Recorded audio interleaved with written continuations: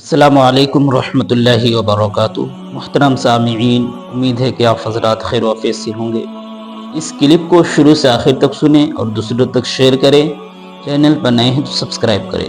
حیض اور نفاس کے مسائل کے متعلق غلط فہمیاں 90% عورتیں نہیں جانتی۔ تمام خواتین ضرور دیکھیں۔ سب سے پہلے جانیں گے کہ حیض اور نفاس کسے کہتے ہیں۔ اس کا جواب ہے بالغہ عورت کے آگے کے مقام سے جو خون عادی طور پر نکلتا ہے، عادت کی بنا پر۔ سب کا وقت جو ہے متعین ہے، کسی کو مہینے میں 3 دن یا 5 دن 6 دن، جس کی جو عادت ہو۔ حیض کا خون یعنی جسے ماہواری خون بھی کہتے ہیں، پیریڈز، عورتوں کو جو پیریڈز آتا ہے اسے حیض کہتے ہیں۔ تو حیض کی تعریف ہے بالغہ عورت کے آگے کے مقام سے جو خون عادی طور پر نکلتا ہے اور بیماری یا بچہ پیدا ہونے کے سبب سے نہ ہو تو اسے حیض کہتے ہیں۔ اس کی مدت کم سے کم 3 دن اور زیادہ سے زیادہ 10 دن ہے۔ اس سے کم یا زیادہ ہو تو بیماری یعنی استحاضہ ہے۔ جیسے کسی کو 3 دن عادت ہے ہر مہینے میں خون آنے کی، کسی کو 6 دن کی ہے، کسی کو 5 دن کی ہے۔ زیادہ سے زیادہ اس کی مدت جو ہے شریعت نے جو ہے 10 دن نے متعین کیا ہے۔ تو کسی کو ہر مہینے میں صرف 5 دن خون آتا ہے، اس کی عادت ہے، تو 5 دن کے علاوہ جو خون آئے گا وہ استحاضہ ہوگا، یعنی وہ بیماری کا خون۔ اور بچہ پیدا ہونے کے بعد جو خون آتا ہے اسے نفاس کہتے ہیں۔ نفاس میں کمی کی جانب کوئی مدت مقرر نہیں اور زیادہ سے زیادہ اس کا زمانہ 40 دن ہے۔ 40 دن کے بعد جو خون آئے وہ استحاضہ ہے۔ اس کا اندازہ کیسے لگائیں؟ جیسے کسی کو پہلا بچہ ہوا، اگر کسی کو 25 دن جو ہے خون آیا تو یہ اس کی عادت ہے۔ 25 دن سے زیادہ جس کو خون آئے تو وہ استحاضہ کا خون یعنی بیماری کا خون کہلایا جائے گا۔ حیض و نفاس کا کیا حکم ہے؟ حیض و نفاس کی حالت میں روزہ رکھنا، نماز پڑھنا حرام ہے۔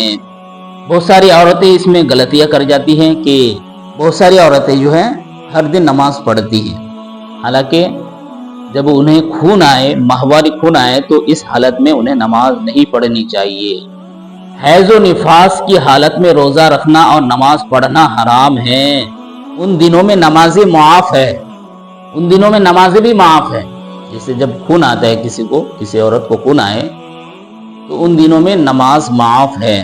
جیسے کسی کو ہر مہینے میں 3 دن خون آنے کی جو ہے عادت ہے، تو ان 3 دنوں میں، یا کسی کو 5 دن کی عادت ہو، 10 دن، لاسٹ جو ہے 10 دن ہے، شریعت نے متعین کیا ہے کہ 10 دن تک اگر کسی کو خون آئے، حیض کا خون آئے، اگر اس کی وہ عادت ہو ہر مہینے کی، تو وہ روزوں کی تو قضا کرے گی، لیکن نماز وغیرہ جو ہے نماز کی قضا نہیں کرے گی، مگر روزوں کی قضا اور دنوں میں رکھنا فرض ہے۔ اور حیض و نفاس والی عورت کو قرآن مجید پڑھنا حرام ہے، خواہ دیکھ کر پڑھے یا زبانی، اور اس کا چھونا اگرچہ اس کی جلد یا حاشیہ کو ہاتھ یا انگلی کی نوک یا بدن کا کوئی حصہ لگے، یہ سب حرام ہے۔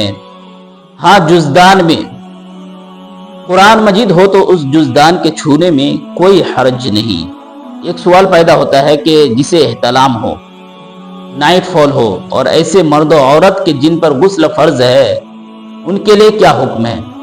ایسے لوگوں کو غسل کیے بغیر نماز پڑھنا، قرآن مجید کو دیکھ کر یا زبانی پڑھنا، اس کا چھونا اور مسجد میں جانا سب حرام ہے۔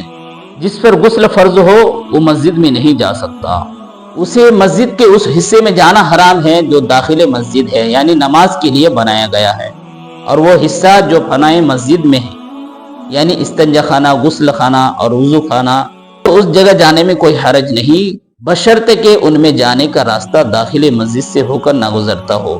ایسے مرد و عورت کے جن پر غسل فرض ہے وہ قرآن کی تعلیم دے سکتے ہیں یا نہیں؟ ایسے لوگ ایک کلمہ سانس توڑ توڑ کر پڑھا سکتے ہیں اور حج کرانے میں کوئی حرج نہیں۔ بے وضو قرآن شریف چھونا اور پڑھنا جائز ہے کہ نہیں؟ جواب: بے وضو قرآن شریف چھونا حرام ہے، بے چھوئے زبانی یا دیکھ کر پڑھے تو کوئی حرج نہیں، بے وضو۔ لیکن جس کے پر غسل فرض ہے کہ نہانے کی اس کو حاجت ہے، غسل فرض ہے تو ایسی صورت میں اس کو دیکھ کر بھی پڑھنے کی اجازت نہیں ہے، نہ چھونے کی اسے اجازت ہے، یہ اس کے لیے حرام ہے۔